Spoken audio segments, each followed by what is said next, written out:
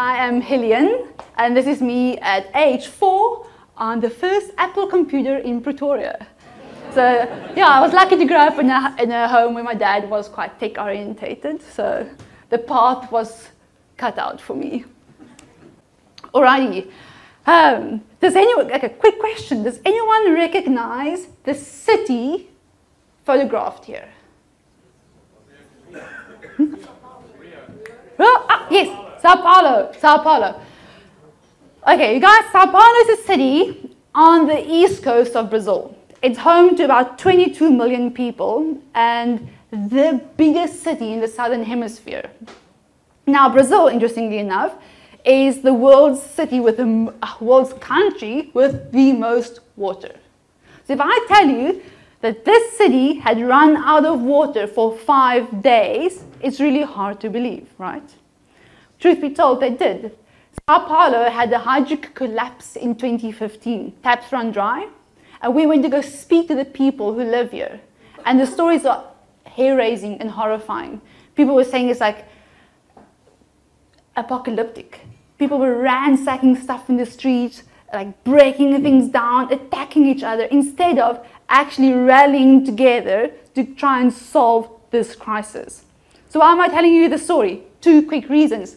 1, our planet has a global water crisis. It's not just in Sao Paulo, it's not just in Cape Town, it's happening in countries all over the world and cities. Second thing, and arguably bigger than the global water crisis, is that we have a behavior crisis around the world. People are so reluctant to change their habits and change their behavior. Try stop eating sugar for 2 days. You'll see what I mean, right? Okay, so to try and change behavior with a campaign is really, really hard.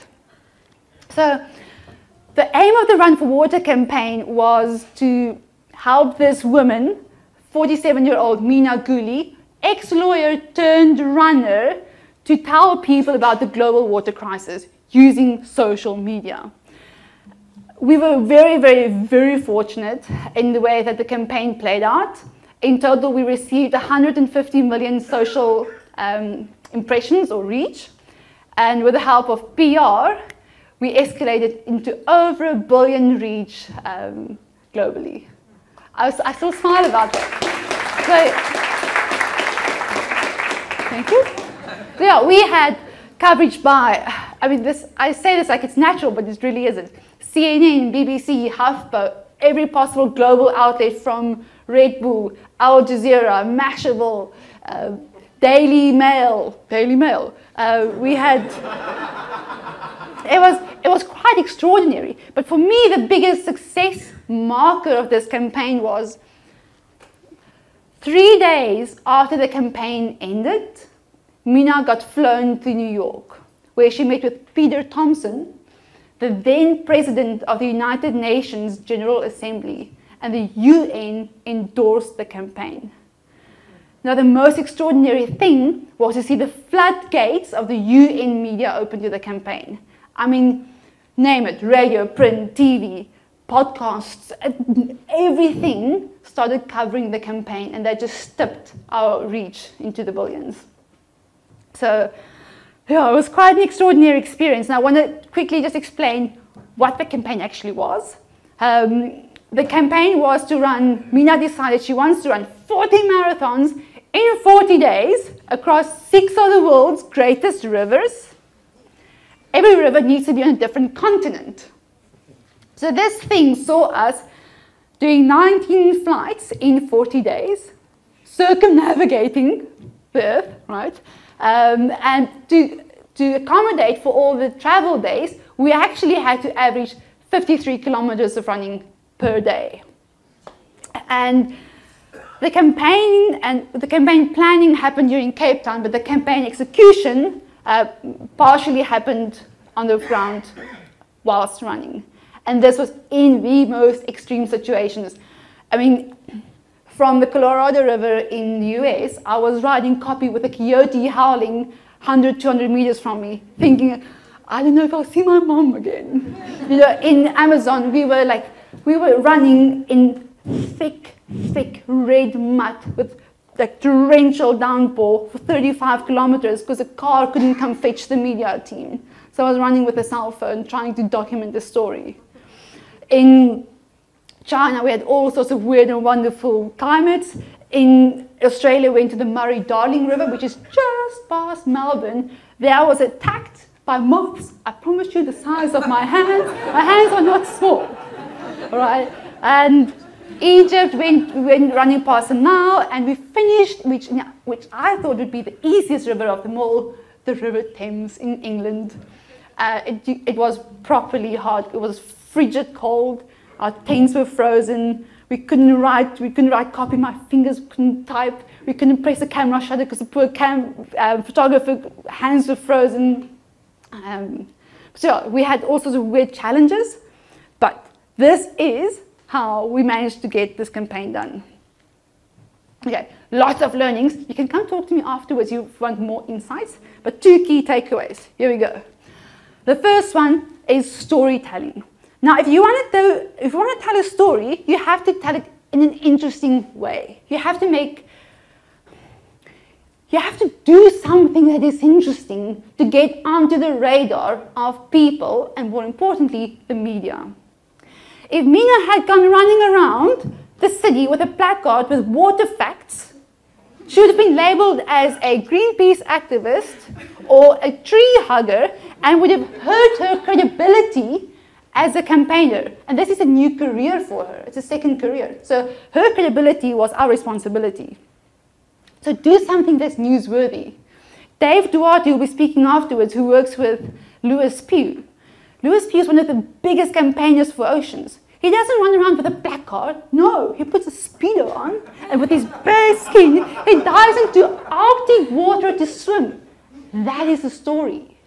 And that's newsworthy. And that's why people in the media are then interested to tell it. Oh, by the way, there's a water story. Okay. So you have to have a Trojan horse. We call it a Trojan horse. The Trojan horse in our case was running. Not because Mina loves running. No, she doesn't. I kid you not. The reason why she loves running and why it's so dear to her is because as a young child, she was in an accident and she lost her ability to walk. So she had to learn how to walk. So it's this challenge that she had to overcome. Impossible became possible. So this is how she related to the water crisis. So the water crisis, which we seem to be impossible to overcome, can actually be possible. Okay, that is her narrative. Alrighty. And what's so interesting, when you have a Trojan horse, like running or swimming, you tie into all these niche communities. I mean, everywhere we went in the world, regardless of the culture or the language, there were people who ran. Trail runners, endurance athletes, marathoners, just joggers. And I had WhatsApp groups on my phone trying to organize people to come run with us. And these are photos of kids and people, triathletes in the Amazon. Yes, true story. A policeman in Egypt, true story. People who come and run with Mina, then they feel a part of the campaign. They're way more likely to be super involved than actual liketivism. Click, click to like. The other thing is good stories unlock empathy and connection. Okay, we are not rational decision makers. No. As much as you like to believe so, you are not. And I always like to explain this by using the analogy of dating. Right? If I want to meet a guy, I just feel like, hey, like I sleep 6 hours a night. I go to the gym 3 times a week. Like he's like, what a freak are you? That's not how it works. But if he sees a photo of me like well dressed and he feels it, he would be, he would be compelled to act. You have to make people feel it. Okay? Now you won't forget it, right? So we had to make people feel the suffering and feel the weight of the water crisis. So I was working very closely with the photographer and the videographer to craft the images. This narrative that we planned was so well planned because it's such a long campaign for 6 weeks. It was planned down to a day-by-day basis. I knew exactly who we needed to speak to that day, what online community I needed to tap into, who were the so-called influencers. I call them power users, the regular folk who want to run with us, who will be more compelled to share, because they're in it for, not for themselves, but for the cause, right? And then we crafted these stories. The other very important learning from this is when you deal with different locations, is when you tell a global story in a local environment, the media doesn't really take interest in it because like you get narrative fatigue, okay? So we then went down to a granular level and told local stories. Okay, this was super well researched beforehand. These were people we interviewed in every location we went to find local stories. The local media loved this. They covered it, and we used that local media momentum to segue ourselves into global media attention. It worked like a charm, because one long narrative for 6 weeks gets super boring. Okay, then the hero's journey. I know you've heard of the hero's journey. I have too. I didn't really understand it until I went on this campaign. And whilst I was running with Mina, with my cell phone, trying to write some copy, I became really good at copywriting and running and taking photos. Yeah. I started noticing there's an indirect correlation in online engagement and Mina's emotions. If Mina's feeling strong and happy, the online engagement drops. As soon as Mina starts suffering, like crying and pain and injury, oh my hat, people rallied. I was getting messages. I would just run and read messages. The tears would flow, and just more messages would come. It was the most amazing thing. So this is what I learned. You have to have a certain amount of tension in your story.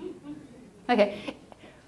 If people knew from the day that she started she would finish it, why would they follow it? It's like Chris Burtish when he rowed across the Atlantic. If we knew he was going to finish, why would you follow it? It's boring. Okay, so it's like the whole thing of would she, wouldn't she? Would she, wouldn't she? Would he, wouldn't he? You have to play the tension. Okay, but weave it into your narrative in a smart way. You don't want to fatigue the would she, wouldn't she thing, because then people feel like it. Consumers or users are super smart. They read through those facades you have in your copy. Okay, all right. The second thing is communities, which is what's tying into social media. So building communities of participation is what we do when we build these online campaigns. Now, there's a rule called the 1-9-90 rule. Have you heard of it? Show of hands. Huh? Yes. Okay, this is something new for you. It's called the inequality participation rule. Okay, bear with me. 1% of people create content online. 90% of people just consume the content, right? Eyeballs. You can't create a campaign to reach those billion people. It's impossible. But you have to find the 9% in the middle that's most likely to share it. And if you find them, you celebrate them. Okay, this is a thing from Kevin Kelly. He was the founder of Wired magazine. He has a rule, your 1,000 true fans. Find them and celebrate them. And this is what we did. If someone started liking the campaign or followed it, I would text and be like, hey, where are you from? Are you part of a running club? Why are you interested in the campaign? Regular oak, right? I would just be like on it in my social. And through that, we would tap into the running club. Then it would just escalate further. He would then tell his family and his kids, and they would send videos of the kids running on the lawn. I mean, it's just, if you celebrate people, they feel at home in your campaign. Now, this is really interesting because we often forget the social part of social media. We get stuck in media, impressions, reach, how much budget do we have to put behind the post, right? Social, you guys, is about being social, okay? Bear with me. I get so passionate. Okay, so this is the most fascinating thing I'm seeing, that I see happening. That people want to distance themselves from the online communities they create. Like the grunt work gets outsourced or automated immediately. Those are the people who will bring influence your campaign. Okay? Don't give it to the intern or don't give it to a bot. Do it yourself, all right? You have to celebrate those people. That's really important. And finally, I think this is not one of the 2 key takeaways, but just a final point. You have to be relentlessly resourceful. Okay? This is me. We're not even running here anymore. This is in the Amazon. We had mud stuck to our shoes so heavy, you can't literally pick your shoes up. And you have to scrape it off with a wet stick to kind of just move forward because you start sliding. We were out for almost 8 hours running that day. We weren't supposed to be running that far at all. The car was supposed to come get us, it couldn't. Okay, it was the knock-on effect of this day, caused that the rest of the Amazonian trip, we were completely exhausted. I was working, trying to write copy in my hammock next to the river. It sounds romantic. It's not, I promise you. Every night until 3 o'clock.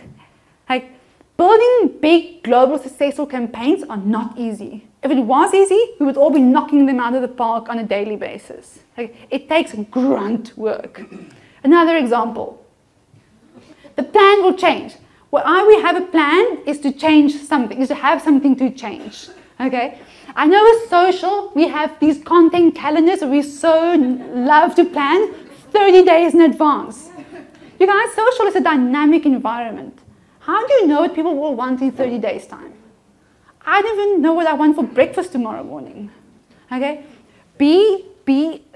Open yourself up to this dynamic environment and be willing to engage, to learn, and then respond accordingly. This is me in Melbourne Airport trying to upload a video. It was a really, really dark moment for me. And then, just one more example of resourceful, not just being relentless. We had this amazing idea to go interview a scientist in the Amazon in a tree. Okay, which meant this was a 3.5 hour round trip. So we had to go from the place we were running in a boat on the river to this tree, get up the tree. All right, this is me. Okay. The plan was to do the world's best Facebook Live, 40 meters high, up in the Amazon. You can see the river. It was planned to the T. And it failed twice. We had 2 Facebook Lives posted on the page with 20,000 people, all half it was just a disaster. And there was nothing I could do. What we got was one image and copy from it. And then we had the interview on paper or audio, but we couldn't do anything with it, so we turned it into a blog post. Plans change. Big campaigns are hard to manage, but you have to be willing to be open to the dynamic environment of social, and you have to engage and build those communities of participation, because then you can turn something which is a seemingly failure like this into a win and say, oh my word, this is what happened, you guys won't believe. Ooh, and goes to online engagement. So it really you have to be social. Okay. Then I have, I'm good with time? Yeah. I have one video I would love to show you. It was a final campaign video. It's 1 minute and 15 seconds. It just shows you a bit of the journey we did from all the rivers, and you can get an idea of the environment that Mina was running in, and yeah.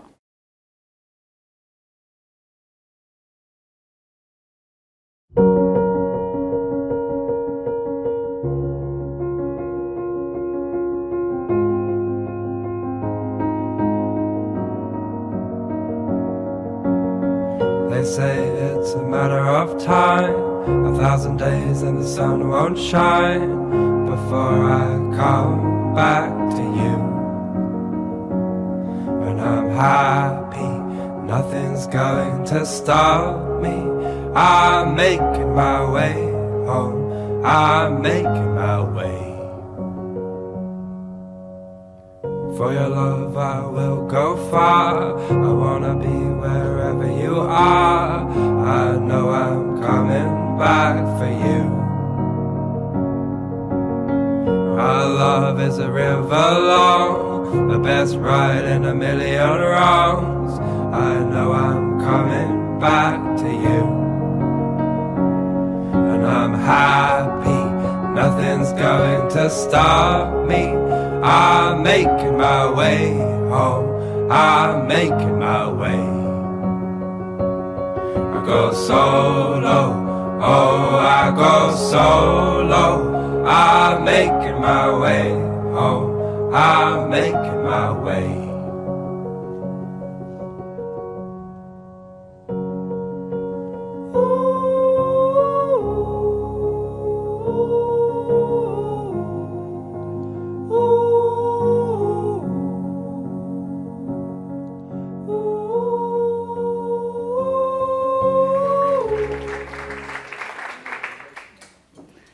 Alrighty, I think that's it from me. Just aside when you look at the video, it's not, remember we tried to get in, throughout the campaign, we tried to get the endorsement of the United Nations. So everything was in that tone of voice, hence the dramatic effect of the video. Alright, thank you for having me.